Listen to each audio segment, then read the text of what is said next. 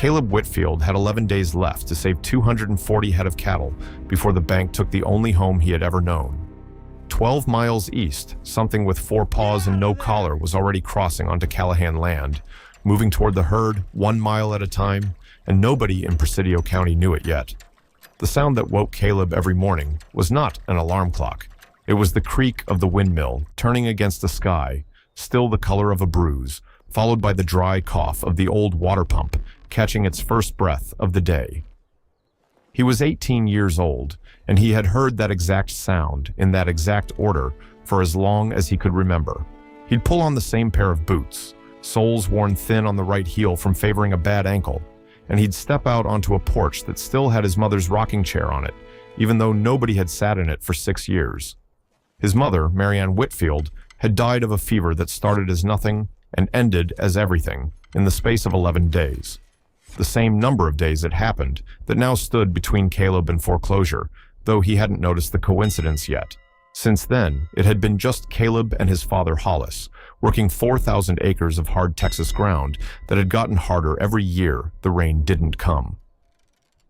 Hollis Whitfield was not a cruel man, but grief had worn him down to something thin and practical, a man who measured love in bags of feed and gallons of diesel, because those were the only units he trusted anymore.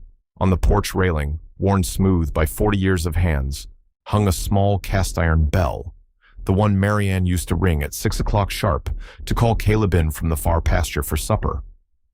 Nobody had rung it since the funeral. It just hung there, rusting a little more each season, the way some things are allowed to rust because touching them costs more than leaving them alone. Caleb fed the strays before he fed himself. He always had. There were 4 of them, living out past the equipment shed. Dogs nobody claimed and nobody wanted. Mutts with broken tails and mange scars. Dogs that had wandered in off Highway 67 one at a time over the years and simply never left. He scraped his own breakfast plate into a tin pan every single morning, a habit that had started the winter after his mother died, when a half-starved yellow dog had shown up shivering under the porch, and Caleb, 11 years old and grieving something he didn't have words for yet, had decided that nothing else on this ranch was going to go hungry if he could help it. That morning, like every morning, he walked the tin pan out past the shed. But the bell on the porch caught the early light for just a second as he passed it, and something about the way it swung, just slightly, just a breath of wind, made him stop and look at it a moment longer than usual. He didn't know why. He just knew, the way you know weather is coming before the sky tells you, that something in the rhythm of his ordinary life was about to break. The trouble had been building for 2 years, but it came to a head that spring. Cattle prices had dropped, a drought had cut the grazing land in half, and the loan Hollis had taken out to drill a second well had come due at the worst possible time. Denny Cross, the loan officer from First State Bank of Alpine, had started calling every Friday, his voice getting a little less patient each week. 11 days. That was the number Cross had given them on the phone that morning, standing in the kitchen while Caleb pretended to be asleep on the other side of the wall. 11 days to bring the past due balance current, or the bank would begin foreclosure on the Whitfield ranch. Hollis hung up the phone and stood very still for a long moment, and then he did something Caleb had never seen him do before. He looked out the window toward the equipment shed, toward the 4 dogs circling Caleb's tin pan, and his jaw tightened in a way that had nothing to do with grief and everything to do with arithmetic.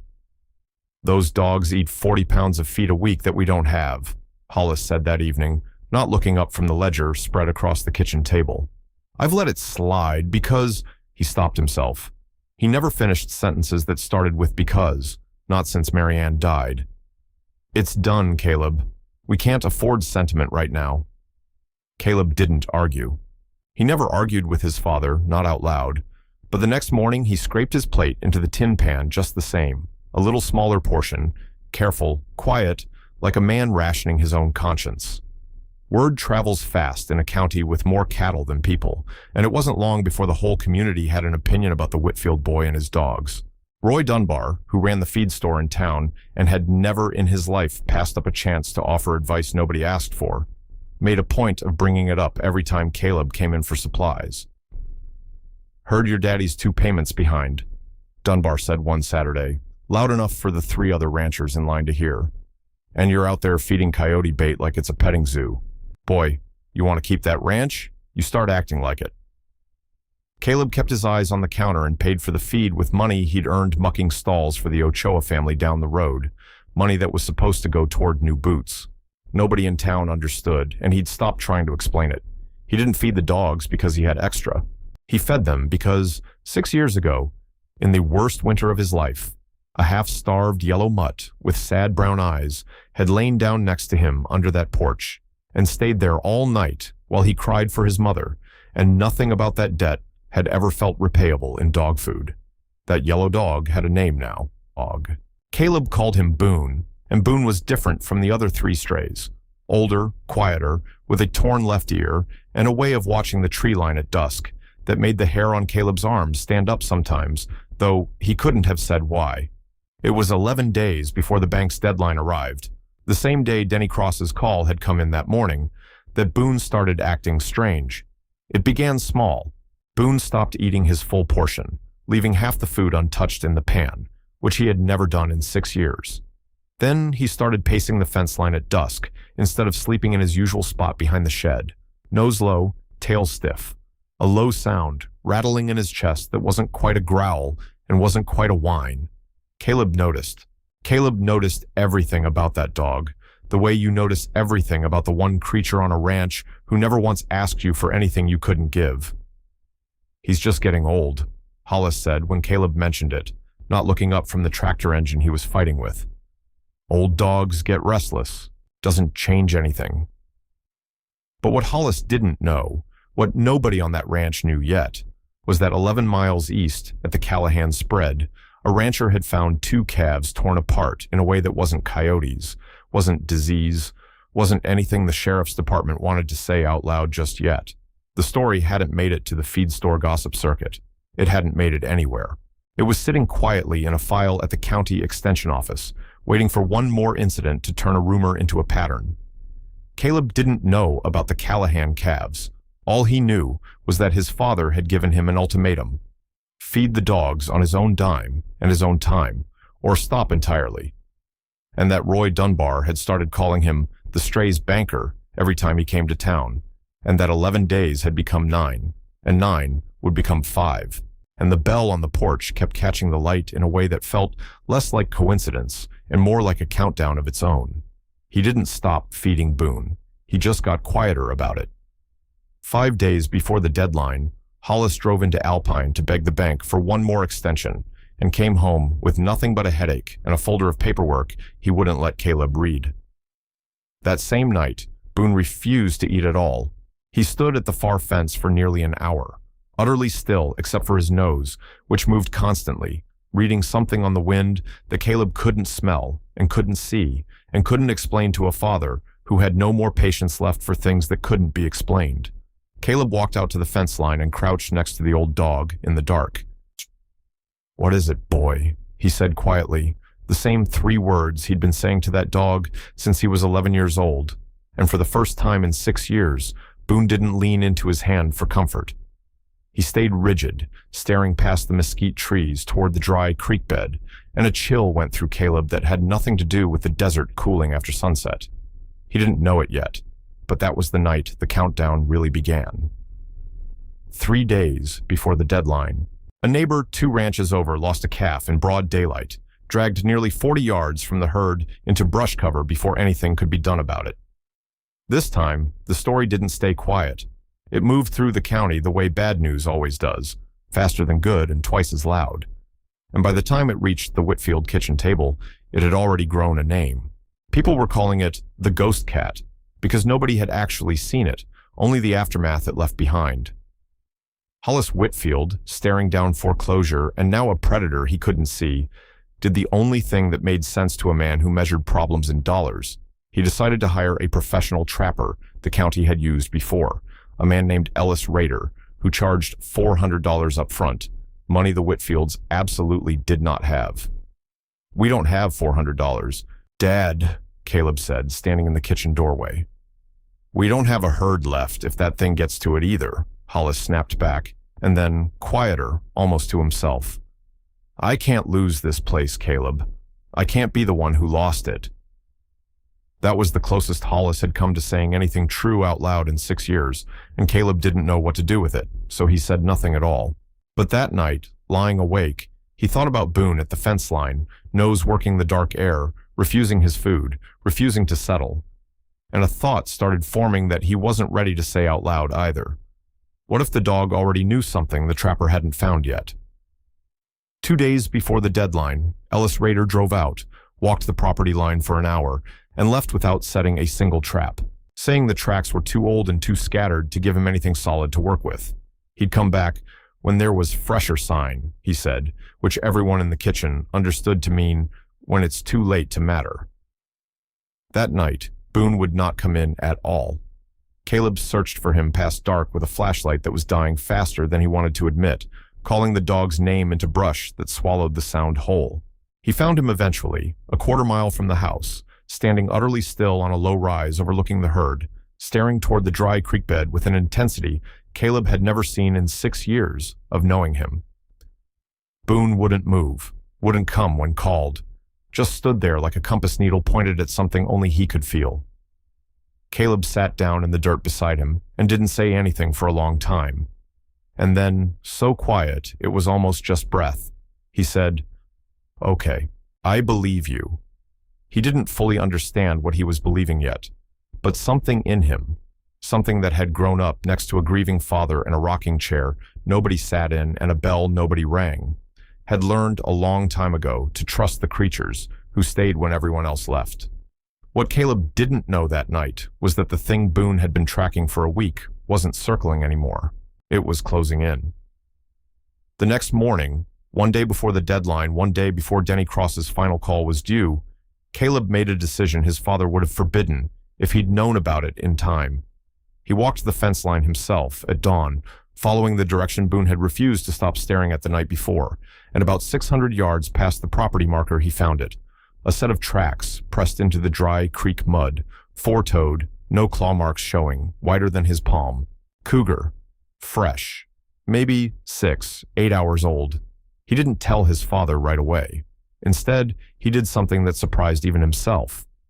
He walked back to the house, took the small cast-iron bell down from the porch railing for the first time in 6 years, wiped 6 years of dust off it with his shirt sleeve, and rigged it onto a length of leather cut from an old belt of his mother's, tying it snug around Boone's neck. It wasn't a plan exactly. It was closer to an instinct. If Boone was going to stand guard over something the family couldn't see coming, Caleb wanted a way to hear him do it. That evening, Hollis noticed the bell was gone from the porch and the dog. He didn't say much. He just looked at Caleb for a long moment, something complicated moving behind his eyes, and went back inside without another word about the strays or the feed money or any of it. Caleb didn't know if that was surrender or something else entirely, and he was too tired to ask. The wind changed just after 11 that night, swinging around out of the south, carrying the smell of the dry creek bed straight toward the herd for the first time in a week, and toward Boone, standing rigid at the fence line with a small iron bell, hanging silent and still around his neck, waiting.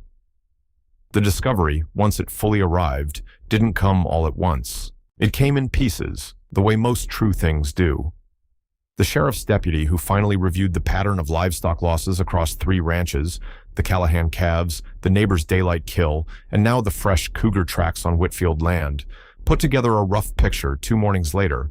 A single, large male cougar, likely displaced from its usual range by the drought, pushing deer populations out of the hill country, working a slow loop through 4 properties over roughly 10 days, growing bolder each time because nothing had stopped it yet. What the deputy didn't say, because he had no way of knowing it, was that the animal's loop was about to close on Whitfield land on a night when the only thing standing between it and 240 head of cattle was one old dog, one dying flashlight, and a boy who had spent 6 years learning to trust a creature that had never once let him down. Even with that much known, nobody could say exactly when the cougar would move again, or from which direction, or whether it would come for the herd at all instead of drifting on toward easier country. The trapper wouldn't return for another 2 days at the earliest. The bank deadline had arrived that same afternoon, and Denny Cross's call had come in at 4 o'clock exactly, giving the Whitfields a 5-day grace period instead of immediate foreclosure. 5 days that would become 6 nights of watching, Once Caleb added the one night he'd already spent trailing Boone before the grace period officially began. 5 days that felt, to Hollis, like a stay of execution rather than a rescue, and to Caleb, standing in the kitchen doorway with dog hair on his jeans and mud still under his fingernails, like something closer to a countdown restarting rather than ending.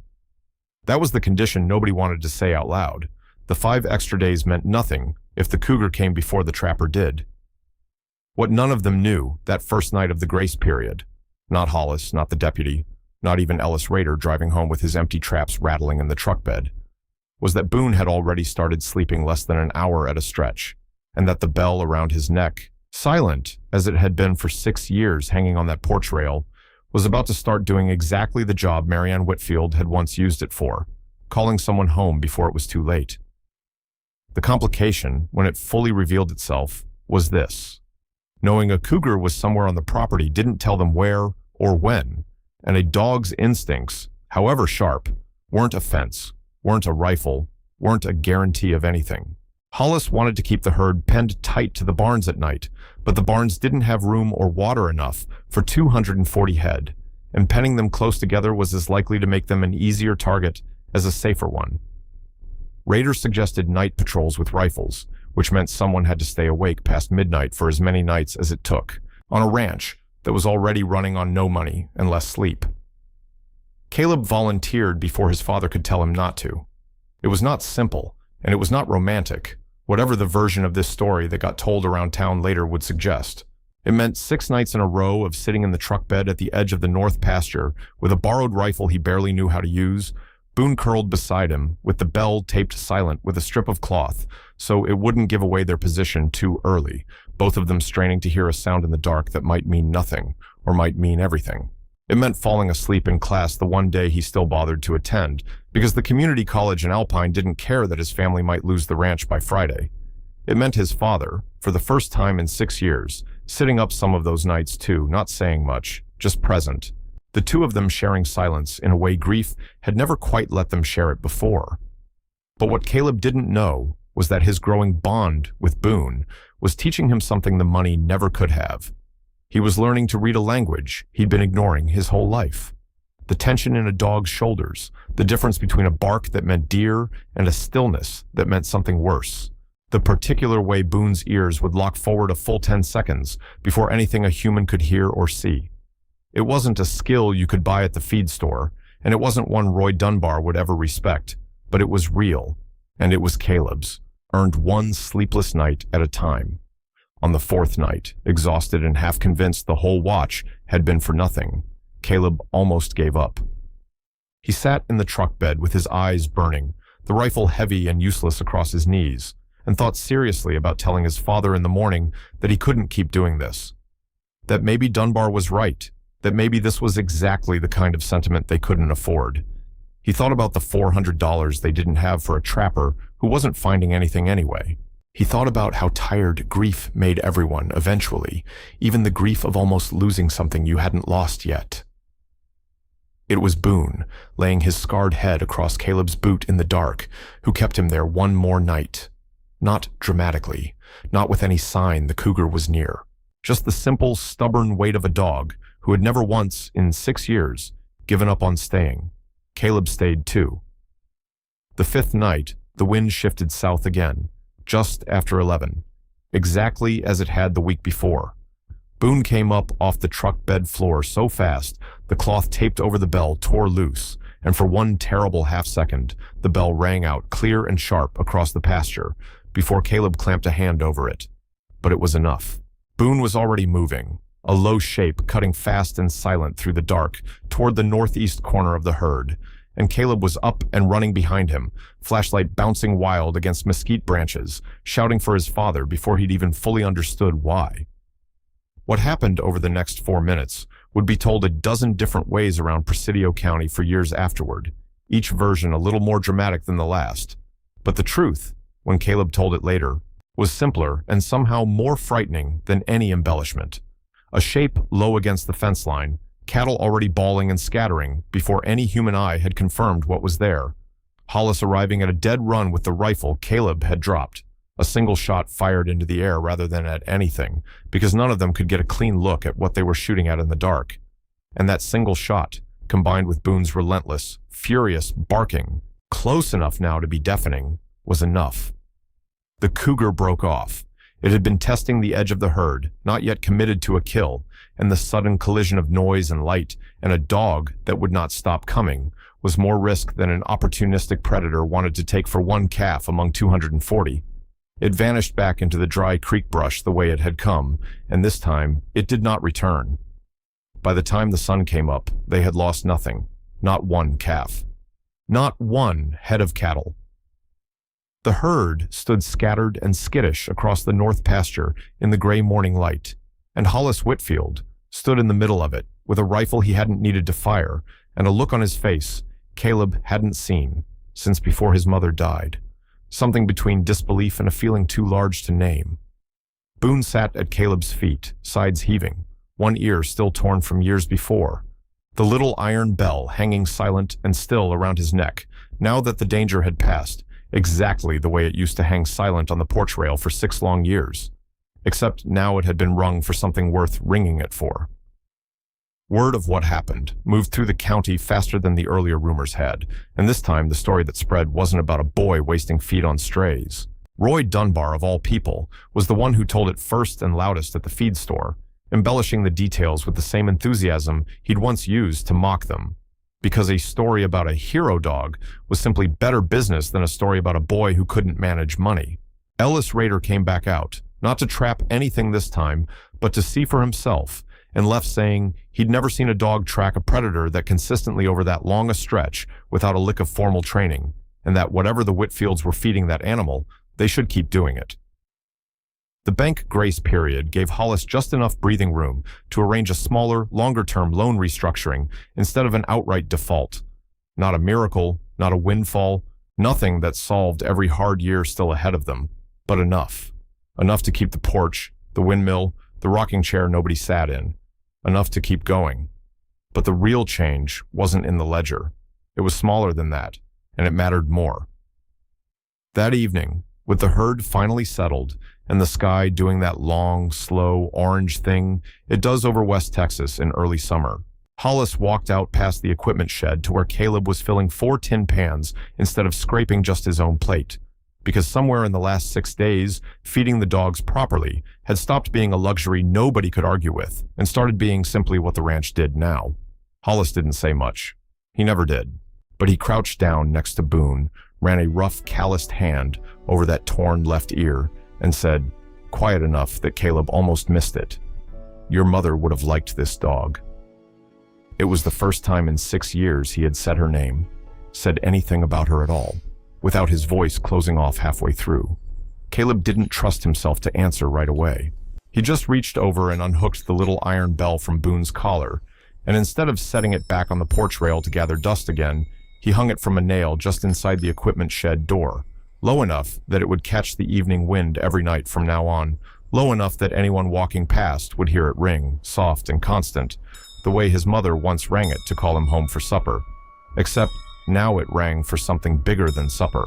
It rang for every stray that had ever wandered in off Highway 67 and stayed because one boy refused to let anything on that ranch go hungry, including, it turned out, the parts of himself that grief had been slowly starving for 6 long years. The dogs never became fewer after that. If anything, word got around that the Whitfield place was where a stray could count on a full pan and a boy who wouldn't turn it away, and more of them found their way in over the following seasons. Roy Dunbar still ran his mouth at the feed store, but these days it was mostly to tell newcomers the story of the dog that saved the Whitfield herd, and he never once mentioned the part where he'd called it a waste of resources. Caleb kept sitting with Boone at the fence line some evenings, long after any real threat had passed, not because he needed to anymore, but because he'd learned something out there in those 5 sleepless nights that he wasn't ready to unlearn, that the things you choose to care for, even when everyone tells you it doesn't make sense, have a way of turning around and carrying you through the exact moment you need them most. His father understood it too now, in his own quiet, unpracticed way. Understood that the bell ringing softly from the equipment shed every evening wasn't sentiment getting in the way of survival. It was, in the end, the thing that had made survival possible at all.